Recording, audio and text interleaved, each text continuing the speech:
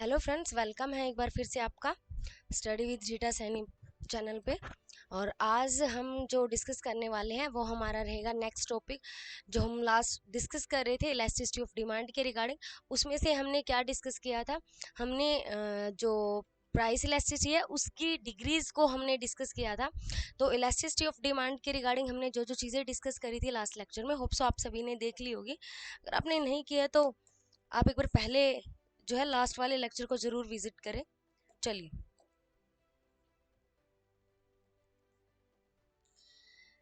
Then देखिए क्या होता है। जैसे हमने पढ़ा इलास्टिसिटी ऑफ डिमांड के अंदर क्या है कि कैसे जो है कौन से फैक्टर डिमांड को इफेक्ट करते हैं, जिसकी वजह से डिमांड में क्या आता है, परिवर्तन आ जाता है, यानी मांग में परिवर्तन आ जाता है। वो आपका क्या था, इलास्टिसिटी ऑफ डिमांड। और उसमें देखते थे कि हम कितना परिवर्तन आया है, कितना, यानी कि प्राइस इलास्टिसिटी की अगर मैं बात करूँ तो प्राइस में चेंज होने से वस्तु की कीमत में परिवर्तन होने से वस्तु की मांग में कितना परिवर्तन आया, मांगी गई मात्रा में कितना परिवर्तन आया, उसको जो मापता है उसे हम क्या बोलते थे, वस्तु की जो प्राइस इलास्टिसिटी ऑफ डिमांड, या हम बोल सकते हैं कि मांग की जो कीमत लॉस। ठीक है, देन मांग की कीमत लॉस का माप आज हम डिस्कस करने वाले हैं। तो बेसिकली अगर हम बात करें प्राइस इलास्टिसिटी के, हम उसकी डिग्रीज हम पास डिस्कस कर चुके थे, जिसमें हमने परफेक्टली इलास्टिक पढ़ा था, पूर्णतः लोचदार इसको बोलते हैं, पूर्णतः बेलोचदार है, इकाई लोचदार है, इकाई से अधिक लोचदार और इकाई से कम लोचदार है। आज का हमारा टॉपिक रहेगा कि इसके मेथड्स क्या क्या होते हैं इलास्टिसिटी ऑफ डिमांड के। तो सबसे पहले जो मेथड हम डिस्कस करने वाले हैं वो हमारा रहेगा टोटल एक्सपेंडिचर मेथड। ठीक है, सेकेंड वन अगर कहें हम तो सेकेंड वन होता है परसेंटेज मेथड। और थर्ड वन की अगर हम बात करें तो थर्ड वन आपका मिलता है ज्योमेट्रिक मेथड, ज्यामिति विधि। तो सबसे पहले वाले मेथड पर हम चलते हैं, जिसके अंदर आपको चीजें गिवन है। क्या कहता है ये, देखिए,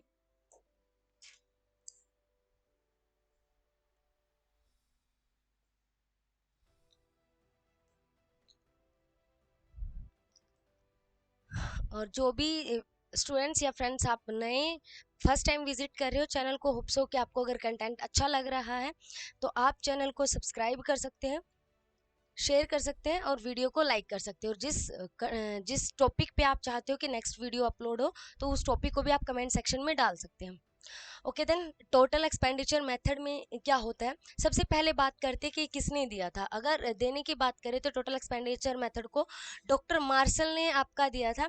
इस मेथड के अकॉर्डिंग क्या होता है, हमें यह मालूम करना चाहिए कि वस्तु की प्राइस में चेंज होने से, देखो दो चीजें ये कह रहा है, प्राइस, टोटल एक्सपेंडिचर। एक्सपेंडिचर क्या होता है बच्चा, कुल खर्च कितना किया है। तो वो कैसे निकालते हैं हम, किसी भी चीज की जितनी भी क्वांटिटी है उसको, उसके बदले में जितना आप प्राइस दे रहे हो अगर उससे मल्टीप्लाई कर दिया जाए तो आपका क्या होता है, टोटल एक्सपेंडिचर। तो अब हम क्या बात करेंगे यहाँ पर, ये संबंध दिखाएगा दो चीजों के अंदर कि कौन सी दो चीजें होगी, जब आप प्राइस में परिवर्तन कर रहे हो, वस्तु की कीमत में परिवर्तन कर रहे हो, प्राइस में चेंज होने से आपकी डिमांड के अंदर या क्वांटिटी के अंदर चेंज नहीं देखना, आपको किस में देखना है, टोटल एक्सपेंडिचर में, किए गए कुल व्यय में कितना खर्च हो रहा है। ठीक है, जो ये बताएगा कि कीमत में परिवर्तन होने से आपके कुल व्यय में कितना परिवर्तन हो रहा है, टोटल एक्सपेंडिचर में कितना चेंज आ रहा है, वो आपका क्या रहेगा,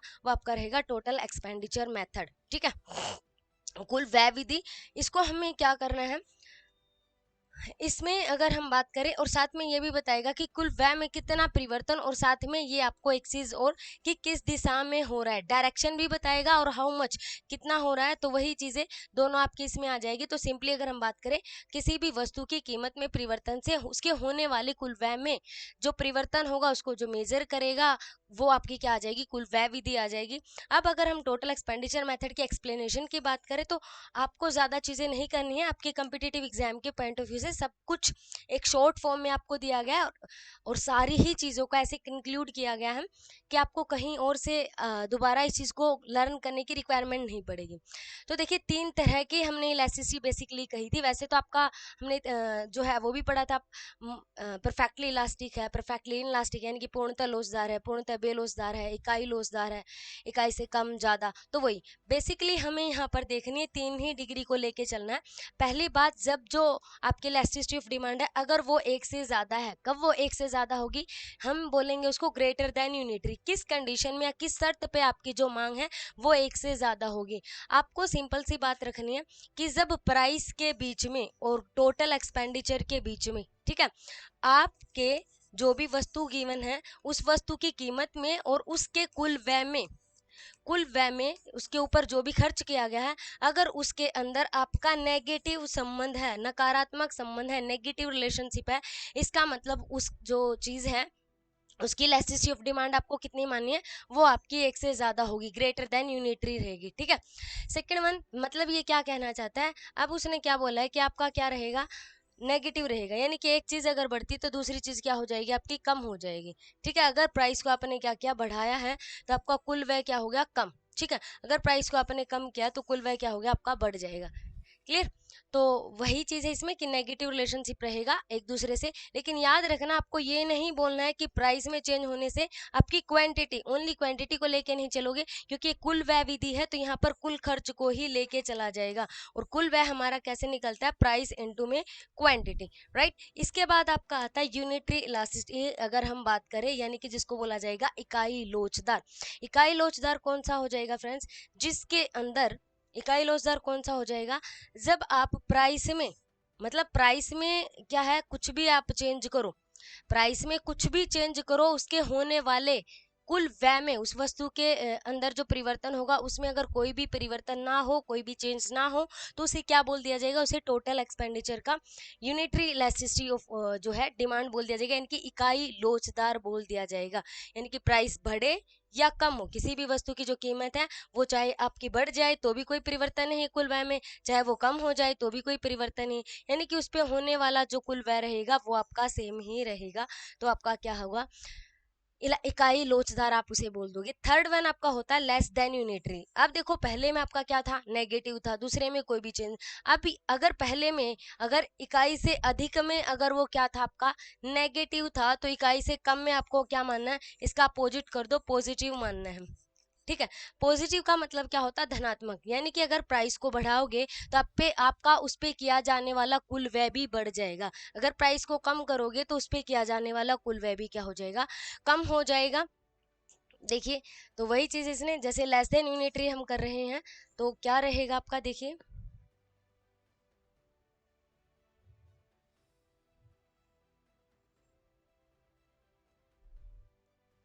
तो क्या रहेगा आपका, लेसन यूनिटरी में अगर आपने क्या किया है, बढ़ाया है, तो कुल व्यय भी क्या हो गया, आपका बढ़ गया, और अगर आपने कम किया तो कुल व्यय भी आपका क्या हो गया, कम हो गया, यानी कि एक तरह से आप क्या कहोगे, कैसा रिलेशनशिप रहेगा, पॉजिटिव रहेगा। तो अगर इसके एग्जाम्पल की बात करें तो पहले वाले पे चलते हम। पहले वाले में क्या कहता कि आपका टोटल व्यय क्या रहना चाहिए, कोई भी परिवर्तन नहीं रहना चाहिए, इनकी नेगेटिव आपका चलेगा। जैसे इसमें बोलूँ मैं, पहले मान लिया किसी भी चीज़ का जो प्राइस है, एग्जाम्पल से कर लेते हैं, आपको अच्छी से क्लियर हो जाएगा। मान लिया कोई भी आप प्राइस जो है, एक क्वांटिटी ले रहे हो, उसका प्राइस आपने मान लिया 4 है, यहाँ पे रख लेते हैं, एक सेकेंड। देखिए मान लिया आपने प्राइस जो है, प्राइस जो है आपने एज्यूम कर लिया कि किसी भी चीज का 2 है, और आप उस पर कितनी क्वांटिटी खरीद रहे हो, 4 खरीद रहे हो। पी इंटू में क्यू, टोटल एक्सपेंडिचर क्या होता है, पी इंटू में क्यू होता है ना, प्राइस इंटू में क्वांटिटी। तो आपने मल्टीप्लाई किया तो कुल व्यय आपका कितना आ गया, 8 आ गया। ठीक है, अब क्या कहता था कि प्राइस को अगर मैं कम कर दूं या प्राइस को बढ़ा दूं, प्राइस को मैंने क्या कर दिया, मान लिया यहाँ 2 से 4 कर दिया, प्राइस अगर आपका बढ़ गया तो कुल व्यय क्या हो जाएगा, मेरा कम हो जाएगा। तो मैंने मान लिया कि यहाँ पर क्वांटिटी उसने 1 कर दी। अब देखो टोटल एक्सपेंडिचर पहले कितना था, 8 था, अब कितना हो गया, 4 हो गया। यानी कि जैसे आपने कीमत को बढ़ाया है वैसे उस पर किया जाने वाला कुल व्यय क्या हो गया, कम हो गया। ये आपका क्या रहेगा, इकाई से अधिक लोचदार। ये टोटल एक्सपेंडिचर मेथड के अकॉर्डिंग हम पढ़ रहे हैं, कुल व्यय विधि के अनुसार हम पढ़ रहे हैं। अगर इसका वही सेम दूसरा एग्जाम्पल लेके चले, अगर मैं प्राइस को यहाँ पर क्या कर दूं, कम कर दूं, यहाँ पे 2 की बजाय मैं क्या कर दूं, 1 कर दूं, कम कर दिया ना, तो वो भी क्या बढ़ जाएगा, इस पे किया जाने वाला, तो क्वांटिटी हो सकता है हम 9 खरीदने लग जाए, तो कुल व्यय कितना हो जाएगा हमारा, टोटल 9। पहले कितना था, 8, अब कितना हो गया, 9। यानी कि प्राइस में कम करने से इस पे किया जाने वाला कुल व्यय क्या हो गया, हमारा बढ़ गया। तो ये रहेगा आपका। नेक्स्ट देखिए, दूसरे में क्या था कि कुल व्यय पे कोई भी परिवर्तन नहीं आता, जिसमें हम कह रहे थे यूनिटरी इलास्टिक या इकाई लोचदार। इसमें देखिए मान लिया हमने प्राइस जो है और वही सेम ले लेते हैं, ये आपका क्वांटिटी है और ये आपका टोटल एक्सपेंडिचर है। प्राइस हमने क्या रखा 4, यहाँ पे क्वांटिटी हम खरीद रहे थे 8, ठीक है। अब पहले वो क्या कह रहा था, प्राइस को बढ़ाओ या घटाओ कोई भी परिवर्तन नहीं आएगा। पहले हमने क्या कर लिया, इसको हमने मान लिया कि यहाँ पर हमने प्राइस को बढ़ा दिया, तो प्राइस को कम कर दिया, एक बार हमने क्या कर दिया 2 कर दिया। 2 करेंगे तो प्राइस ये जो है हमारा ये कितना हो जाएगा 8। तो देखो पहले भी हमारा कितना था 8 ही था, अब भी कितना है 8।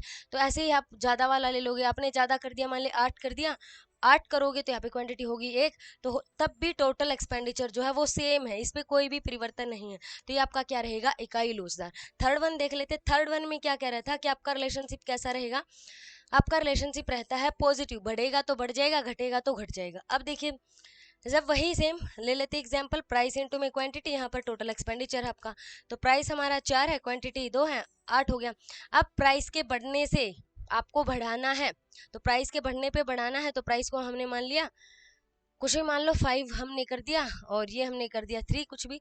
तो ये देखो आपका जैसे प्राइस को बढ़ाया आपने, कुल व्यय क्या हो गया आपका बढ़ गया। और प्राइस को कम करोगे, अपने 4 था और अब आपने मान लिया कि 3 कर दिया, तो यहाँ पे 2 कर दो, तो यहाँ पे कुल व्यय आपका क्या आ गया 6। तो ये आपका क्या हो गया, पहले के कंपैरिजन में कम हो गया। तो ये आपका क्या रहेगा, लेस देन यूनिटरी, जिसके अंदर आपका कैसा संबंध रहता है, उसकी कीमत में और उस पर किए गए कुल व्यय में आपका ऋणात्मक संबंध रहता है। ये हमारा बताता है टोटल एक्सपेंडिचर मेथड के अकॉर्डिंग, ठीक है। इसके बाद जो आपको मेथड गिवन है वो हमारा नेक्स्ट मेथड गिवन है, जो कि परसेंटेज मेथड है। और सबसे पहले जिस व्यक्ति ने इसको दिया था वो दिया था आपका डॉक्टर मार्शल ने। डॉक्टर मार्शल ने इस मेथड को दिया था। डॉक्टर मार्शल के अकॉर्डिंग ये क्या कहता है, सबसे पहले बात तो यही कि आपका डॉक्टर मार्शल ने दिया था, यही पूछा जा सकता है, जो आपकी परसेंटेज मेथड है या आप प्रतिशत विधि बोल सकते हो। इसमें क्या किया जाएगा, आपका एक फॉर्मूला दिया जाता है। इसमें क्या कहता है ये कि आप जितना भी कीमत में परिवर्तन होने से जो आपका मांग में कितना प्रतिशत परिवर्तन हुआ है, उसको एक तरह से आप रेशो के फॉर्म में लिख देते हो। यानी कि अगर मांग में जितना भी प्रतिशत परिवर्तन हुआ है, अनुपातिक प्रतिशत परिवर्तन हुआ, उसको अगर हमने डिवाइड कर दिया, किससे डिवाइड कर दिया, जो भी आपका परसेंटेज में या प्रतिशत में परिवर्तन हुआ है किसके अंदर, आपकी वस्तु की कीमत के अंदर, तो आपका क्या आ जाएगा, परसेंटेज मेथड के अकॉर्डिंग आपको पता चल जाएगी आपकी इलास्टिसिटी ऑफ डिमांड। और हमेशा याद रखना इसके आगे जो सिंबल रहता है वो नेगेटिव रहता है। ऐसा क्यों होता है, क्योंकि जो आपको पता ही होगा प्राइस के बीच में और डिमांड के बीच में नेगेटिव रिलेशनशिप रहता है, ठीक है।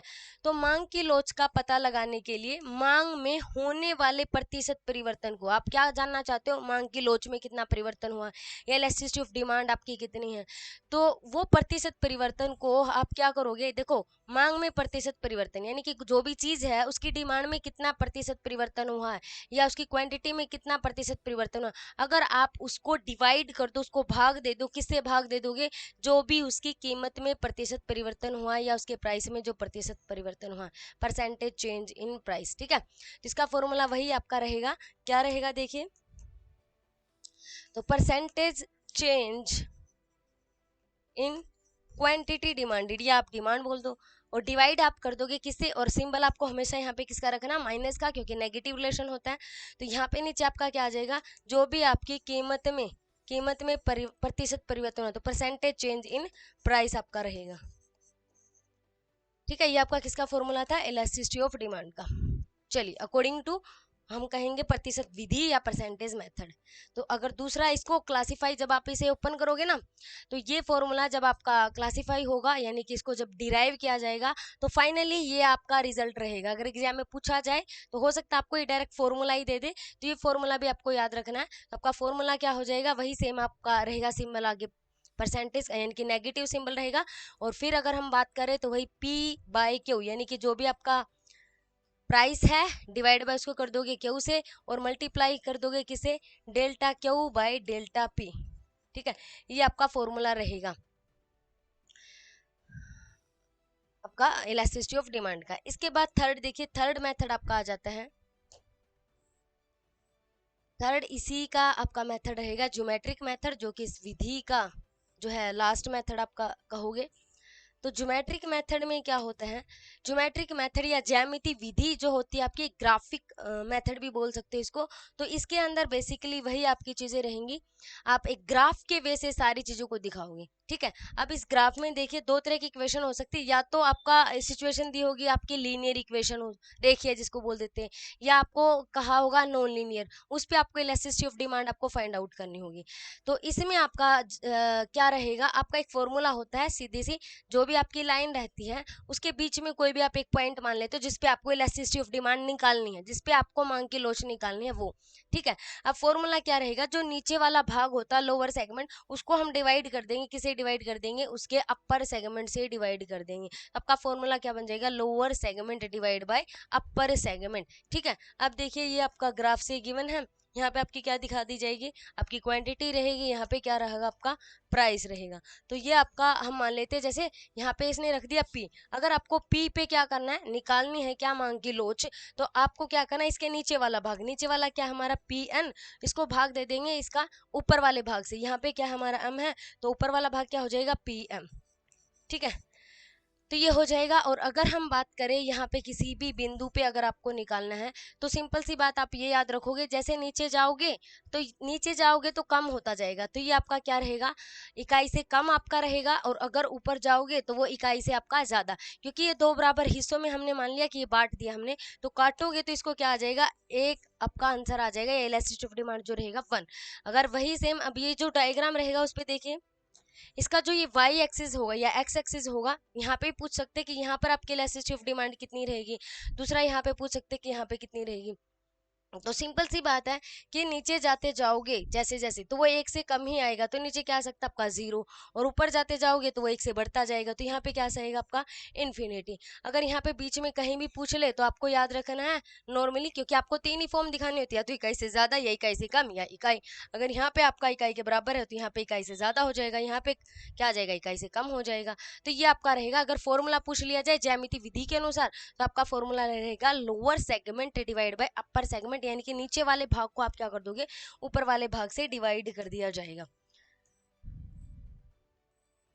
तो ये हमने डिस्कस किया था, वैसे फॉर्मूला हमने डिस्कस कर ही लिया, ये सारी चीज़ें मैंने आपको पीछे भी बता दी है। अगर आपको आपको वीडियो जो है, कंटेंट जो है, चीज़ें अच्छी लग रही हैं, तो कमेंट सेक्शन में अपनी जो सजेशंस है वो आप दीजिएगा, और वीडियो को लाइक भी कर दीजिएगा, और जो भी आपके फ्रेंड्स हैं उनके साथ भी चैनल को शेयर कीजिएगा, वीडियो को लाइक एंड कमेंट आप कर सकते हैं। चलिए, अगर आपको कंटेंट अच्छा लगे तभी आप सब्सक्राइब कीजिएगा।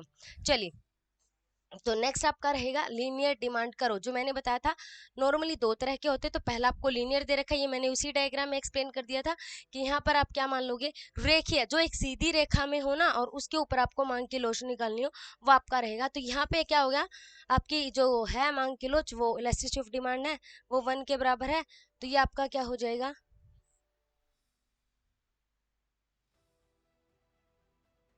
तो ये आपका क्या रहेगा, इकाई के बराबर हो जाएगा। ठीक है, और अगर नीचे आते हैं तो मैंने बताया था यहाँ पे आपका 0 हो जाए, क्योंकि एक से नीचे जाओगे तो नीचे वैल्यू कम ही होती जाएगी ना, तो अगर इसके बीच में कहीं भी निकालना होगा तो इकाई से कम है बिल्कुल, अगर आपको एक्स एक्सिस पे निकालना है तो 0 हो जाएगा।